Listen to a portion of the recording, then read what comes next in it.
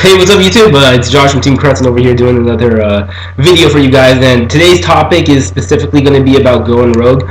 Sorry if you hear something in my throat, like it's killing me, guys. It's absolutely killing me. Let me know in the comment section down below how I can fix this. The itch is just so irritating. Never get sick. Take good care of yourself. Wash your hands. Do all that jazz. Who gives a shit? Nothing feels worse than being sick, and I'm not sick. I don't get sick. So anyways, I had a bit of a discussion with Johnny the other day, and I'm going to prove him wrong today on the end. If I can get our recording, I will. But I was just like, dude, like, you gotta play Aliens. Aliens is the shit. And he's just like, dude, are you kidding me? Are you kidding me? They're crap. And, you know, Johnny, like, he's all for going rogue, but when he doesn't tend to, like, give decks a chance. But I'm going to be talking about a couple of benefits of going rogue in this particular video. Obviously, a lot of my team doesn't choose to do most of the mainstream decks. You know, Glad Beast is, you know, you're always going to get that Glad Beast player at your locals, but they're not like the most competitive and like public deck that everybody wants to play right now.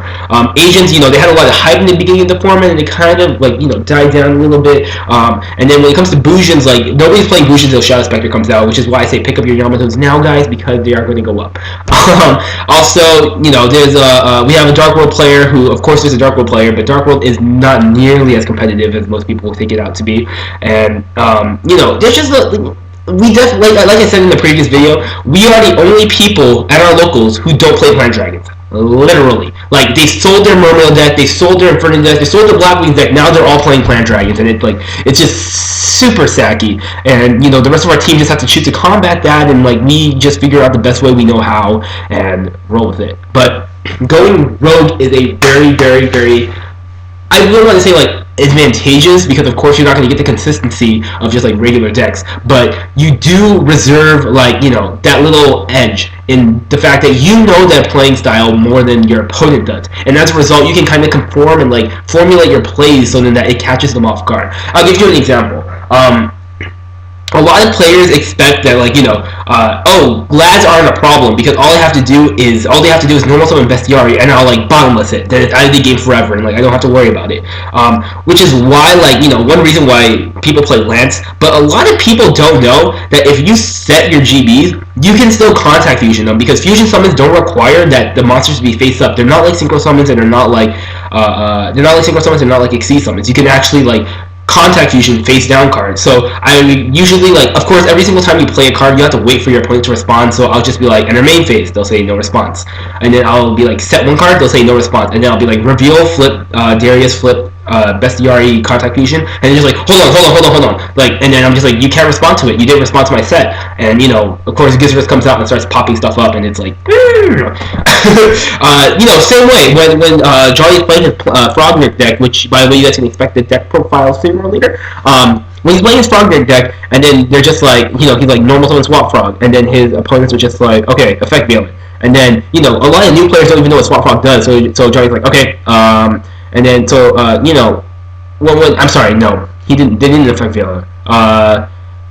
Or you know what? An even better example. He would do like Rolling Toad's effect, special summon, use Swap Frog's effect, and then, you know, he'd pitch it, send it to the graveyard, and then, you know, he'd be like overlay into that Gusto Emerald. They're like bottomless, okay, and then he would just use both his Rolling Toad's effect again, and they're just like, what happened? You know, they don't realize that, you know, there's so much in your arsenal that you can utilize, and it's really, really good.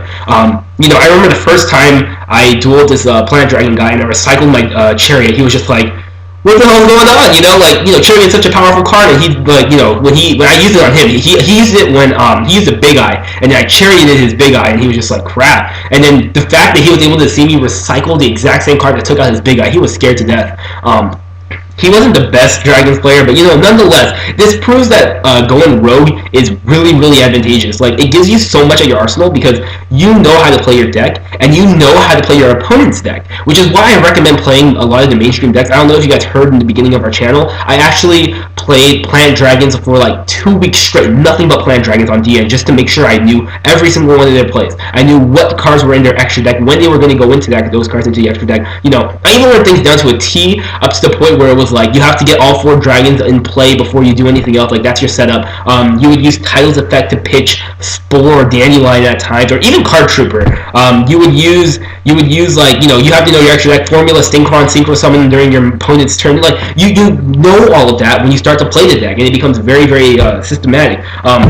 Actually, like, I think that going rogue also helps you in the side deck arena, because like they have no idea what to side deck against you. Like I haven't seen the last time someone sided cards against me. Like, of course, on my locals they sided in, what's that called?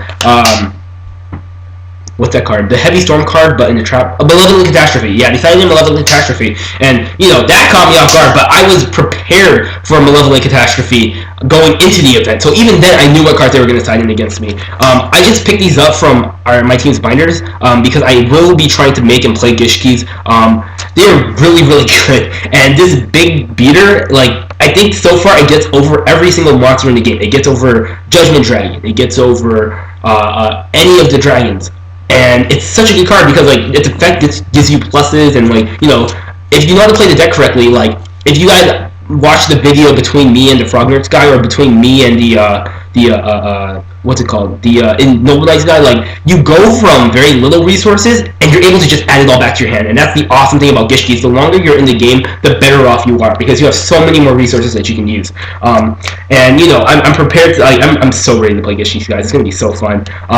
It's like get my point about playing rogue. It's just like you operate your deck based on your playing style, not necessarily about how the deck is. And then you use that to your advantage, so then that when your opponent tries to like think about the normal plays, you're just like, well, that's not what I'm doing. Ha ha ha! You're gonna waste stuff like that. Just like when Brian uses his Shine Ball, sometimes he just randomly puts it in attack position, and then his opponent is like, do you have an Honest in hand? They think he has an Honest in hand, but in fact, like, he had a Herald of Orange Light in hand, so his opponent, being afraid of an Honest, went into Black Ship of Corn, and then, like, he was just like, lols to you, and then, he put his opponent in a terrible situation. Granted, he didn't put himself in that great of a situation too, because it was a Shine Ball. Like, what the hell? There's some plays like that you think outside of the box, and then your opponent has absolutely no idea how to counter against it. They have absolutely no idea what it is, and I think that's a really big advantage of playing rogue. So what I'm going to be doing actually is, like, I think I'm a pretty committed rogue player. Not to say that I won't play meta decks. I love playing meta decks. I love playing all decks. But I always look for the decks that nobody uses, so then that when I actually play them, nobody knows how to play against them. So with that said, you guys are going to have to let me know in the comment section down below what you think of playing rogue, what you think of going against the mainstream, becoming a hipster, going over to the dark side, if you will. I think it offers so much advantage when you guys are doing, especially in a tournament, the side deck arena, the main deck arena, the playstyle arena, all of that stuff. And if you actually are a good player and you understand how to understand your opponent's deck completely, then you guys won't have a problem at all. So let me know what you guys think. Like this video, give us a subscribe, give us all of that, and more discussions coming soon, more DM videos coming soon, and expect the Frog Nerd deck profile. Alright guys, so with that said, this is Josh from Team Crescent, signing out.